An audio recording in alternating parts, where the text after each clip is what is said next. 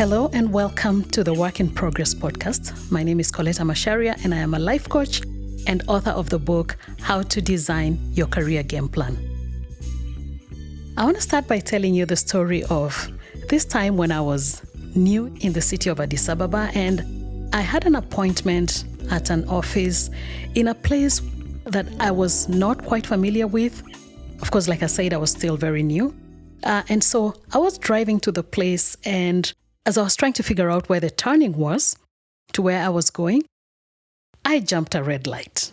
And as soon as I did that, I realized the mistake I had made. And a few paces ahead of me was a traffic police officer. And so he stopped me naturally. And so when I stopped, he came round to my side and he started to speak to me in rapid Amharic. I didn't understand a word he said. And the only Amharic word I knew is all that came to my mind.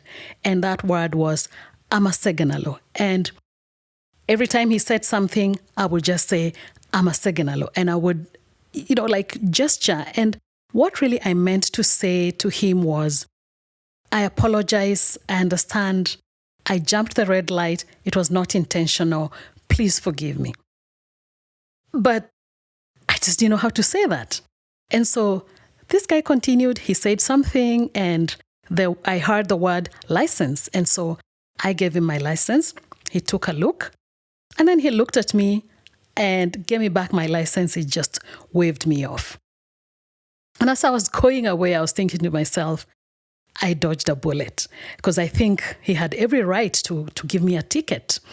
But then much as he may have been frustrated by the scarcity of my vocabulary, he probably was moved by what was coming out of the abundance of my heart. And I didn't really mean to be grateful for being stopped, but that the word Amasegenalo was the only word that I had access to in my mind in that moment of crisis. And Amasegenalo means thank you in Amharic. And really, that word was difficult for me to pronounce. And I guess that's why I took a lot of time to learn it. And it stuck in my head. And I was asking myself, supposing when I went to Ethiopia, I had learned probably other words that may not mean, may not be as nice. Or what if I had not made an effort to really master this word, Amasegenalo? At that point, I don't know what I would have said to this officer. And now I want to hear from you. What are some of the words that you learn when you find yourself in a new city or a new country? What do you make a priority to learn in such a space?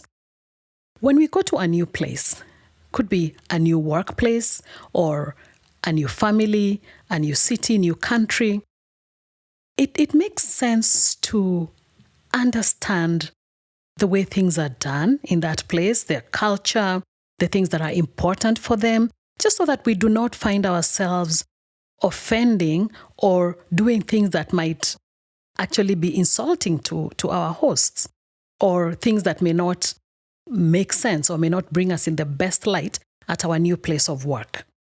And I guess that's why there is this saying that when you go to Rome, do as the Romans do. And of course, that may not be appropriate in each and every circumstance, but it helps to be adaptable.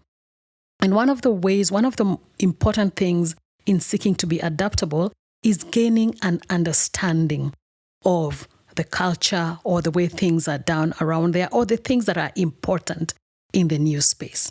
And that is in keeping with this fifth habit that we started talking about in the previous episode. Seek first to understand, then to be understood. It pays to seek first to understand another person's perspective, another person's point of view before bringing our own. Because once we have that understanding, then we know where they're coming from, and then it becomes easier for us to share our own perspective in a way that will help the other person to understand. Have a fantastic week, keep shining, and see you on the next episode.